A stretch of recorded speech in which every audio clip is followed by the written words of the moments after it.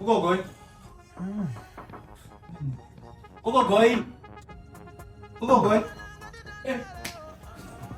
Ugogoi. Iwe ndiwani ko padwepo papo chauri kuramba uchigogodza padwepo papo chii kuita unga ndakabe chiro chenyu uri kuramba uchigogodzerei ndanyora kuti do not disturb dnd ndaisa chikwangwani wani utaurire mai yako kuti ndosaka musina exposure iwowe mai yako sekuru ako natetenyu yekumaramba tsvingwe chaunoramba uchindinokere padwepo papo chii ndandakangana namaini nekunywe kwamurambinda ndakanyora kuti do not disturb ndine jetlag ndandiri kuasia shata unga kubanzi peruwanzi mai yako ana exposure bari ushaya zvekuita ndosaka ticharota achitimhanyisa kuhope utati endai kudiamond migration obatsirwa otsvake mabasa kunze kwenyika diamond migration tati uyai tikubatsirei kutsvake mabasa nekukugadzirirai kuti muwane mavhisa muende kubasa kunze kwenyika Europe kwese makatandawara munhu ubatsirwa otsvake mabasa kwese kwamuda kutsvagira mabasa kunze kwenyika koko